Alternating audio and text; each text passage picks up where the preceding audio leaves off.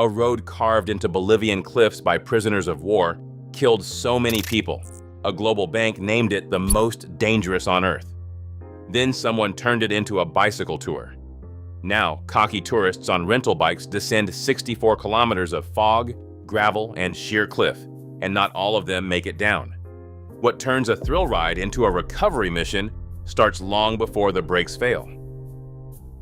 North Yungas Road is known across Bolivia as Camino de la Muerte, Death Road. This single-lane track stretches for 64 kilometers, starting high in the Andes at nearly 4,650 meters and dropping more than 3,500 vertical meters into the humid Yungas and Amazon basin below. The descent is not gradual. It's a relentless plunge, with the road clinging to cliffs that leave only a few meters between rock wall and open air. Dense cloud forest swallows the lower sections, while the upper reaches are bare and windswept. The route was never meant for thrill seekers. It was built in the 1930s during the aftermath of the Chaco War by Paraguayan prisoners of war forced to carve a lifeline between La Paz and the remote valleys. Armed with only hand tools and dynamite, these men cut the road into sheer mountainsides, creating a narrow artery for trucks and buses where a single mistake could mean a fall of hundreds of meters.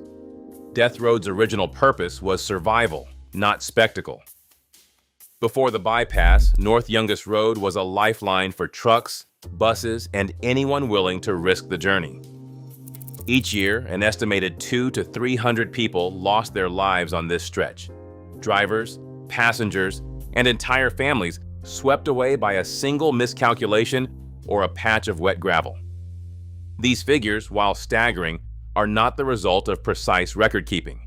They come from decades of police reports, local news, and the memories of those who lived along the route, who recall a steady stream of wrecks and funerals. The most devastating single night came on July 24, 1983. A bus carrying more than 100 passengers approached a sharp bend near Coroico. The road was slick, visibility low. The vehicle plunged into the canyon below. No one survived. Over 100 lives ended in seconds, leaving behind a silence that still haunts the region. This was not a rare outlier, but the most brutal example of what ordinary travel once meant here, long before the road became a test for adventure seekers. In 1995, the Inter-American Development Bank issued a formal warning. North Yungas Road was, in their words, the most dangerous road in the world. The phrase was meant as a sober assessment, grounded in the road's extreme geography, lack of guardrails, and the staggering number of fatal crashes. Yet as soon as the label appeared in international reports, it began to circulate far beyond official channels. Travel magazines, guidebooks, and adventure blogs picked up the phrase, repeating it until the road's danger became its brand. What started as a safety warning soon became a badge of honor for thrill seekers. The phrase, "most dangerous road in the world," appeared on tour company flyers and online booking sites, promising not just risk, but a story worth telling. Without ever intending to, the original warning helped transform a deadly reputation into an irresistible challenge, one that would draw thousands of visitors from around the globe, each eager to test themselves against the legend. When the bypass highway opened in 2006, the old Death Road traded its daily parade of trucks and buses for a new kind of traffic: guided mountain bike tours. In place of cargo and commuters, the route began drawing travelers from around the world, many of them backpackers with little or no experience riding steep descents. Tour companies quickly moved in, advertising the ride as a must-do adventure. The numbers took off. Operators and guidebooks now estimate about 25,000 cyclists attempt the descent each year, transforming the road into a commercial attraction. For a price ranging from $80 to $130, visitors get a rental bike, a helmet, and a spot in a group led by local guides. What was once a corridor of necessity is now a bucket list challenge, sold as a rite of passage for anyone chasing a thrill in Bolivia's mountains. On most roads in Bolivia, drivers keep to the right. But on the North Yungas Road, the rule flips. All traffic must stay to the left. This isn't a nod to tradition or a quirk for tourists. It's a practical rule. born from the road's design. By driving on the left, the driver sits on the outer edge of the vehicle, giving a clear, direct view of the tire that hovers just centimeters from the drop. With vertical cliffs plunging up to 600 meters and no guardrails to catch a mistake, seeing exactly where the rubber meets the gravel isn't optional. It's survival. There's another layer. Vehicles heading downhill yield to those climbing up. Backing up on a narrow shelf, with nothing but empty air beyond the edge, is a risk no experienced driver wants to take. For visitors, these habits aren't intuitive. Local guides repeat the procedures at every briefing, but confidence alone won't teach someone to judge distance when the penalty for error is so final. Budget tour operators often advertise death road descents for as little as $35, luring travelers with the promise of an epic story at a bargain price. But behind the marketing, many of these bikes have already seen hundreds of riders, their components worn thin by daily abuse. Guides and mechanics working for low-cost outfits report bikes with brake pads ground to the metal, bald tires that barely grip the loose gravel, and handlebars that can rattle loose on a rough descent. On a road where a single mistake can mean a fall of hundreds of meters, a weak brake or a wobbly front end is more than an inconvenience.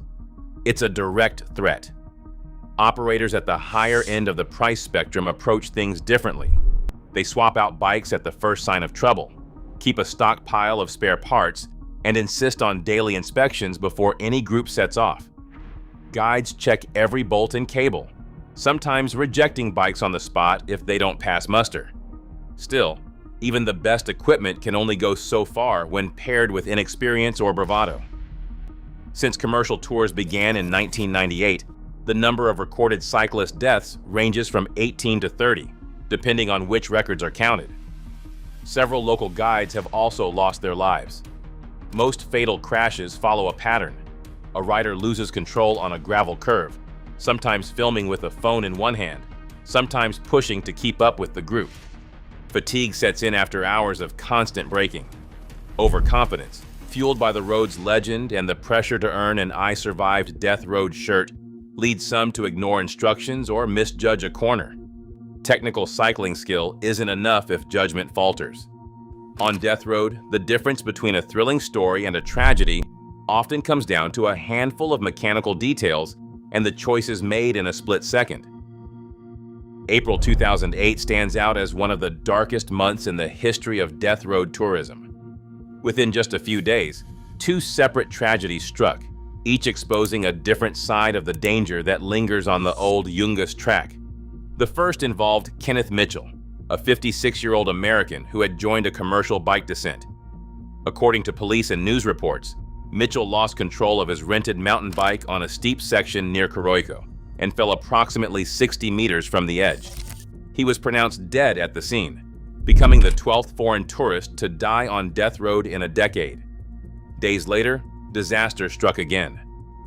Tom Austin, a 22-year-old British cyclist, was riding with a group when a Toyota Land Cruiser carrying 13 people attempted to pass. The vehicle lost traction, collided with the cyclists, and rolled down a ravine. Austin and 8 of the vehicle's occupants died. Several other passengers and cyclists were left injured. These cases, documented in official and media records, show how the road's risks can come from both rider error and the unpredictable mix of vehicles and tourists sharing a space never designed for either. Surface conditions on Death Road can shift in seconds.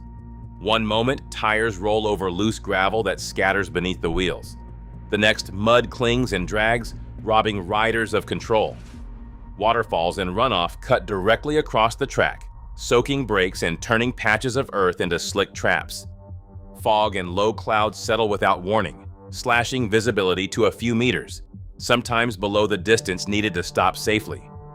Blind corners hide oncoming riders, and sudden changes in the road, forcing split-second decisions. When friction and sight lines disappear, even a small mistake can spiral.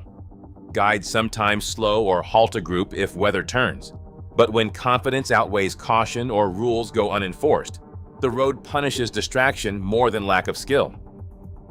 At the end of each ride, most operators hand out a white t-shirt stamped with "I survived Death Road." The shirt is more than a keepsake. It turns survival into a story that's easy to wear, photograph, and share. Hostel lobbies and backpacker bars in La Paz are filled with travelers swapping tips, showing off their shirts, and treating the descent as a rite of passage. The slogan, though catchy, is a product of marketing, not a record of disaster. Guides, mechanics, vendors, and local families all depend on the steady stream of visitors, trading the road's old dangers for new livelihoods. Still, the line between celebrating survival and selling it lingers. The modern ride, managed by trained guides and strict protocols, is a far cry from the days when every trip was a gamble. Yet the tension remains. Is the risk being respected, or simply repackaged for the next group eager to claim their souvenir? Death Road's danger is no myth. More than 24 cyclists have died since tours began. As thrill-seeking keeps fueling demand, the line between adventure and avoidable tragedy grows thinner every season. The question now, do we chase the story or finally respect the risk behind the legend?